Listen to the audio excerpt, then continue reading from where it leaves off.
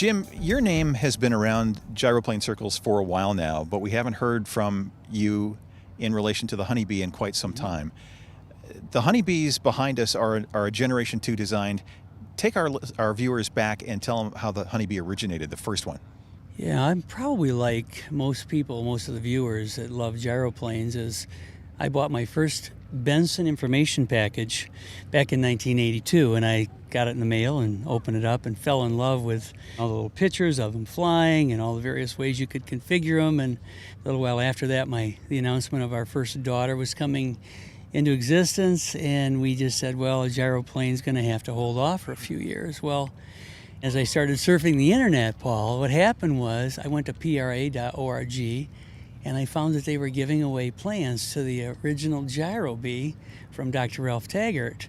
So I, like many others, downloaded those, printed out all probably 70, 80 pages, and thought, you know, this is a very nice gyroplane, but it kind of needs to be prettied up. So what we did is we started putting it into CAD and started looking at it and found out that the contact email address for the Gyro-Bee had an EDU address, which ended up being Michigan State University, and I was smart enough to figure out that our Taggart and how to get a hold of him. So I called Main Information Switchboard and said, I need to speak with Mr. Taggart. And I found him in the geological department and made contact. And from there, Paul, what happened was we met on a Saturday morning, and we had coffee and donuts in his home in Mason, Michigan. And he started talking to me about the next generation of Gyro-Bee, which ultimately became the HoneyBee, the original HoneyBee gyro. Now, there's a number of gyroplanes with B in the name. Yeah. What do they share in common? Well, I think the big thing is that they meet Part 103 criteria. The original one came from Martin Holman, which was the Bumblebee, and it had a smaller horizontal stab, still powered by about a 40 horsepower engine. But again, Martin was true to the light disc loading. And a few years after that, Dr. Taggart came out with what he called the Gyro-Bee. And his used a number of components that were readily available from Brock Manufacturing, Ken Brock. And a few parts were his, and he sort of had a steering system on the nose gear that was like a go-kart steering method. When Dr. Taggart and I met in Mason, Michigan, and we started talking about the next generation of Gyro-Bee, we did start talking about versus a go-kart type steering. We went to a regular triple fork for the nose gear. We came back to light fiberglass gear and triangulation for the main gear. We got away from the Brock tail, which was fairly expensive, very nice, but much more than we needed to spend for that component. And we came up with a fiberglass and foam with a Sitka spruce core and hardpoint tail, which was lighter. We had larger area, and we also increased, even at that time, the horizontal stab, which later became one of our trademarks. We were committed originally to the Kawasaki Powerplant. It was a 440A, and in spite of our best efforts, we just could not produce enough thrust out of the Kawasaki, and ultimately we end up going with a 440, which flew it. The first prototype with the 440 was probably one of the best performing ultralights that we had made overall because it was so light. And once we went to the heavier gear and so forth, it did slow down a little bit and didn't climb quite so well, but it was much more durable. So the Bee, now when you go from the HoneyBee to Generation 2B, what we did is we increased the size of the horizontal stab a little bit more. We still kept our traditional nose gear, we still kept our original rudder pedal locations, and we went to a curved overhead, which gives us a little bit more pilot protection, and there are other options that, depending on your final weight as an ultralight, can be added into that basic G2 frame. We're true to the spirit of the stability and safety of the HoneyBee. Integra Release 9 sets a new standard with the easiest to use pilot interface in all of general aviation. Access to any of Release 9's powerful capabilities is as simple as pressing the desired bidirectional page key. Pressing the same key in a desired direction navigates through the clearly labeled tabs with no more guessing as to what a given pilot input would do. Avidyne's Integra Release 9 is the next generation in fully integrated flight deck technology, and the easiest to use page and tab user interface is just one of the many benefits designed to make your flying easier and safer. All right, now since you bring up stability and safety, a lot of people have heard a lot of things about gyroplane stability and how you achieve it, and there are some competing schools of thought. How do you reconcile this design with the thinking on centerline thrust and horizontal stabilizers? Well, there are three things that we learned when we built the original Bee, and that was we needed a light disc loading, lighter being down in the neighborhood of 1.0 to 1.3. Any Bee will fly great at that disc loading with light power. We learned that plus the need for static thrust.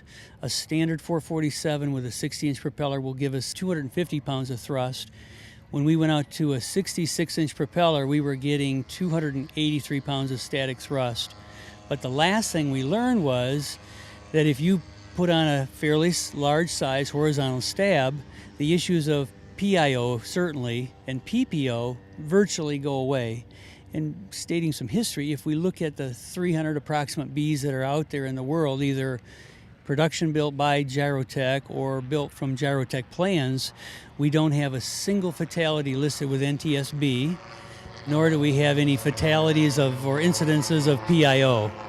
So coming to the G2 side of it, what we've done is we've maintained the commitment to a horizontal stab, and a large one at that. But what we've done in terms of the placement of the thrust line and of the horizontal stab is we followed Dr. Taggart's. In fact, you can look at it, I think it's at gyrobee.com. You can see his formula for calculating vertical center of gravity or center line thrust issues. And there's a discussion on there that he had with Dick DeGraw, and then he explains through mathematical equation why the typical Bee is in fact a center line thrust machine, and we've really followed that formula. Another gentleman that's been extremely helpful is Jukka Terämäki out of Finland. He has done an awful lot in the world of gyroplanes to establish formulas outside of the normal general aviation formulas for vertical and horizontal tail volume coefficients. So between Jukka and Dr. Taggart, we really fit right in with their mindset and design philosophy and have established a very stable and safe gyroplane. Tell us about engine choices here. A lot of people who are used to looking at what's currently on the market would look at a two-place tandem gyroplane and think 90 horsepower is not enough. You've got light disc loading, which helps you, but tell us about this Suzuki Powerplant. Yeah, the Suzuki that we're using is a 1.3, it's a BB, which gives us 4 valves per cylinder. It gives us a hemispherical head, which has been very, very successful in the Suzuki line. It burns 3 gallons an hour, and static produces 550 pounds of thrust. And the key to a light gyro, and a light gyro that performs well on lower horsepower, is a light disc loading and an efficient structure. The structure you're going to see weighs 637 pounds empty. And if you look at the power to weight ratios, static thrust, we're very consistent with a 40 horsepower ultralight at a disc loading of 1.0 to 1.3. When we put 90 horsepower, static thrust at 550 and a similar disc loading because of the larger disc, we're certainly not out to set speed records, but we do want to be up in the neighborhood of 70 to 80 miles an hour in straight and level cruise. And that'll be pretty consistent from the two-place over even to the experimental and the ultralight versions. Now, another moment of freedom from Cirrus Aircraft. Freedom through safety. Perhaps the ultimate freedom is confidence, assurance, and peace of mind. We design it into every personal aircraft we build. It's the security that comes with knowing you're flying the plane with a parachute. The breakthrough concept that launched the Cirrus phenomenon. Tell us about the One Place Powerplant. First of all, the One Place shares a lot of commonality in its to the front seat of the two place in terms of the layout and the spacing and what a pilot will see getting out of the trainer. Sure. You know, one thing we've learned over the last 13 years of sales and engineering on senior levels with new product design is how can we create a modular situation that's expandable. So as you see the nose gear of the two-place, you see the nose gear of the single-place experimental. The two-place is literally built with a stretch for the back seat So the front seat in the two place and the front seat in the single place, or only seat in the single place, are absolutely identical.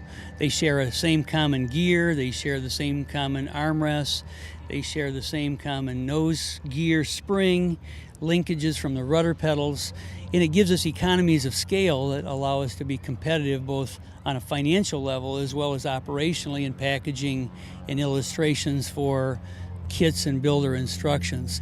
The tail from either aircraft are absolutely identical. And what we do on the single place or the experimental version is we take the same basic plating strategies and we use lighter materials in both round tube as well as some honeycombing on some of the channels.